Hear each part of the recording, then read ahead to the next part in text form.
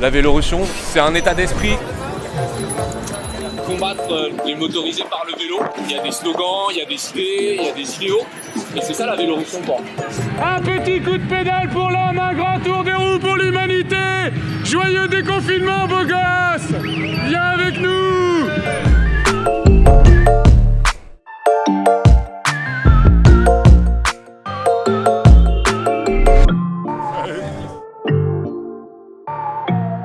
Ça, c'est moi, au milieu d'une foule de cyclistes très festifs. Cet événement, c'est la Vélorussion. Il a lieu tous les premiers samedis du mois. L'objectif, c'est d'être visible et de faire du bruit pour encourager un maximum de gens à se mettre au vélo. Moi, je me pose une question.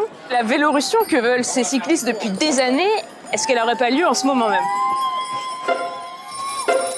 Et oui, parce que le nombre de cyclistes sur les routes parisiennes n'a jamais été aussi élevé. Regardez par exemple la rue de Rivoli à l'heure de pointe. Mercredi 10 juin, le compteur de vélos a enregistré 11 231 cyclistes dans la journée. Un record jamais atteint auparavant. Dans les magasins de vélos, les rayons sont vides et les files d'attente parfois immenses. Bref, un chiffre résume tout. En cette période de déconfinement, le nombre de cyclistes a bondi de 53% par rapport à mars dernier. Il est 14h30, la centaine de cyclistes s'élance dans les rues. Le cortège est bruyant et attire les regards des passants. Et là, c'est la partie un peu immergée de l'iceberg. Je pense que depuis plusieurs années, pour toi, ça a déjà eu la révolution du vélo. En fait, dès qu'ils ont commencé à faire des infrastructures, tous les automobilistes se sont dit oh là là, qu'est-ce qui se passe, on nous vole de l'espace pour faire des pistes cyclables. Et je pense que c'est à partir de ce moment-là où il y a la Vélorussion qui a débarqué un petit peu.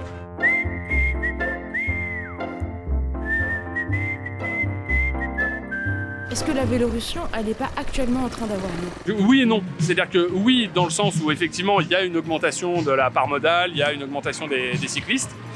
On démarre ? Mais en revanche, non, dans le sens où on ne vire pas les voitures. La première des choses, ça serait de rendre Paris tout à 30.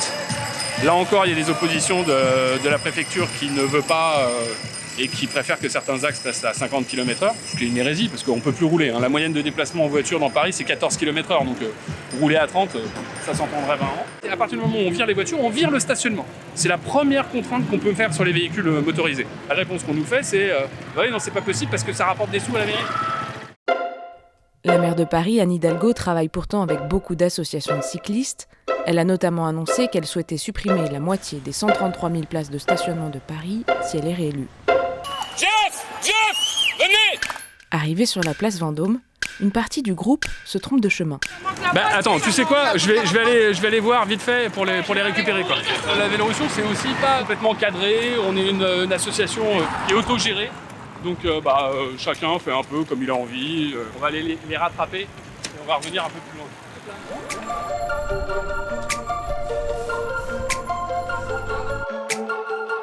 Je suis montée sur le vélo cargo aménagé avec des sièges de cinéma d'un manifestant pour pouvoir filmer plus facilement. Oh putain, il prend la voie cyclable. Oh le grand malade. C'est un grand malade. Face au groupe de cyclistes qui prend toute la place, la plupart des voitures attendent calmement.